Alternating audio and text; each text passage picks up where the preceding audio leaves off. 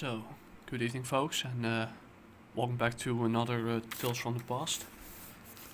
In this video, we're going to review a crossover from, let's say, 2001 called Witchblade / Lady Death, where Top Cow Comics and the then I don't know if they still exist, Chaos Comics, where we see Lady Death and Sara Pezzini, the Witchblade, teaming up in this issue.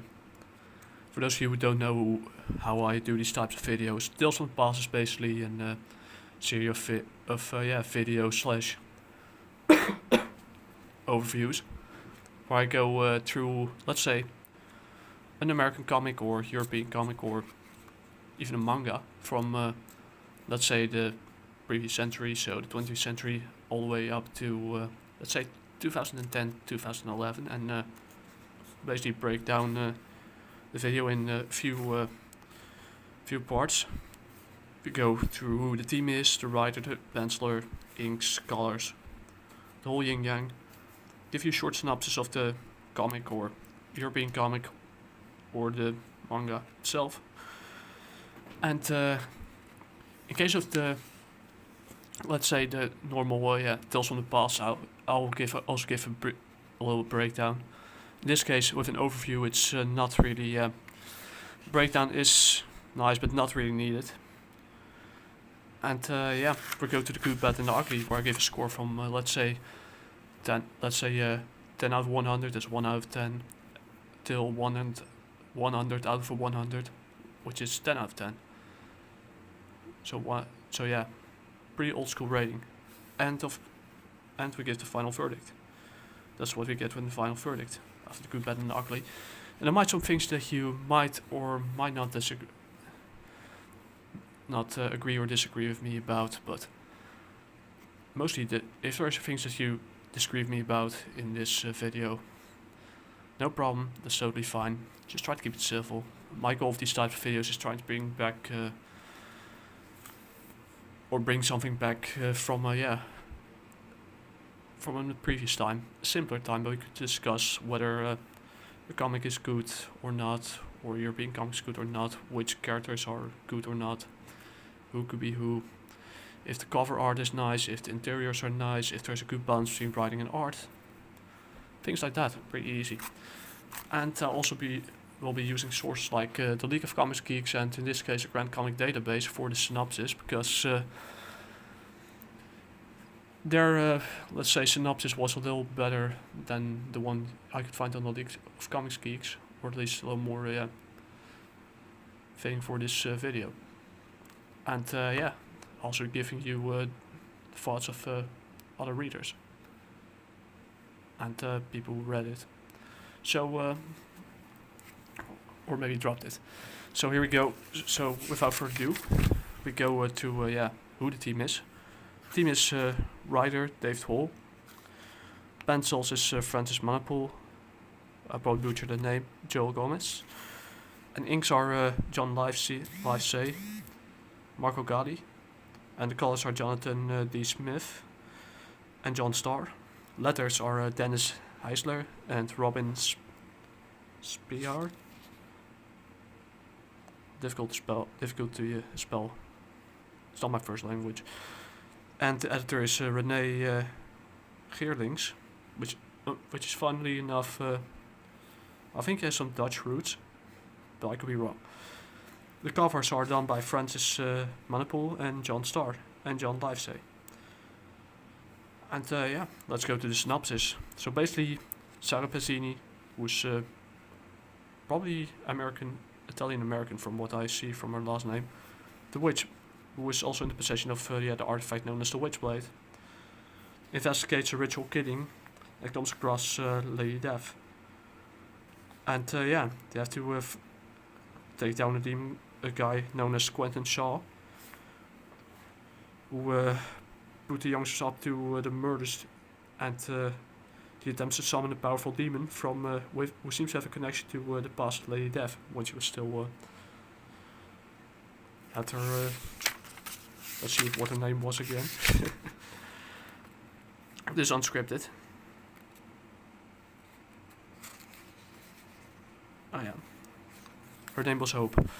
She had a connection to Hope's past, or when she ruled the underworld and conquered Satan. But unfortunately that goes wrong, and the demon turns on Quentin itself, and both Lady Death and the Witchblade have to team up to take this demon down and to teach Quentin Shaw a lesson about not to mess with the occult.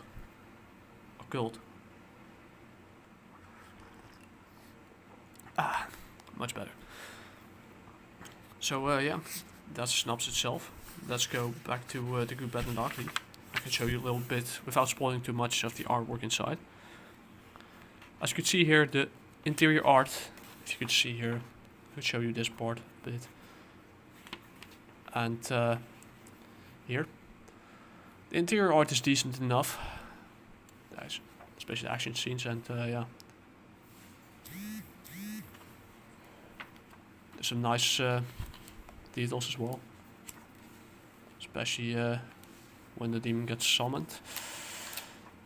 And I don't know why there's a mason there.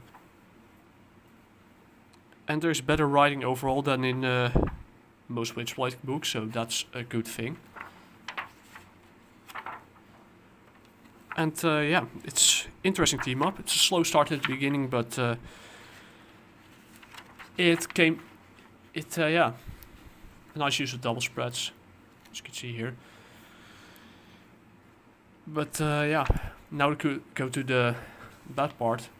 The Witchblade seems to have something for Lady Death's sword. Always tries to attack it. I don't know why, what the reason is. Deathblade. It seems to scream Deathblade all the time, I don't know why.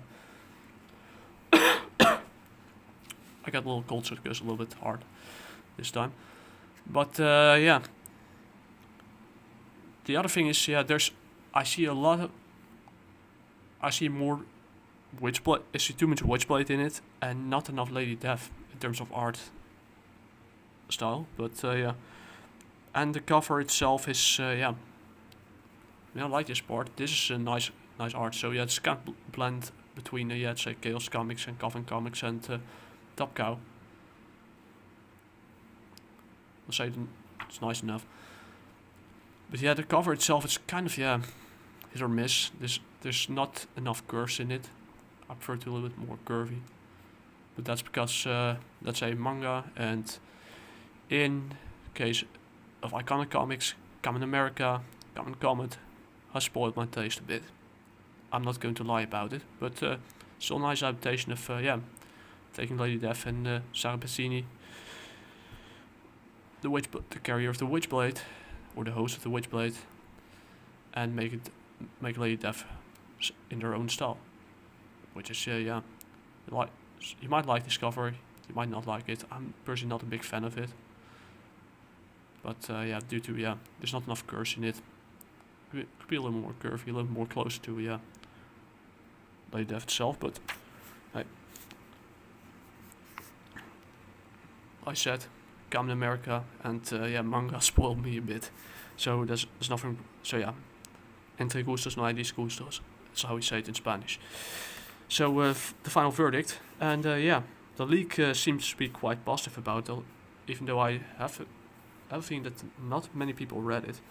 So 7 out of 7 liked it, with a 4.7 average rating, which accumulates for some reason in 100 out of 100. Me personally, I don't give it that high of a score. I give it a 75 out of 100, so yeah, decent, soft recommendation. It's better than most Witchblade titles, but not as good as the best Lady Death title that I read so far. Because you use a little bit more attention on small details, but yeah, I don't see why the Witchblade would attack her sword, but that's about it. Anyways, so I'm a little yeah, got a little cold, etc. That's all for this video. After this, I won't be uploading for about yeah, let's say a week or two, because I'm preparing a review for Kamen Comet, maybe the Soulfinder Black Ops Captain America crossover. We'll see how it goes. Anyways, talk to you guys later. Peace.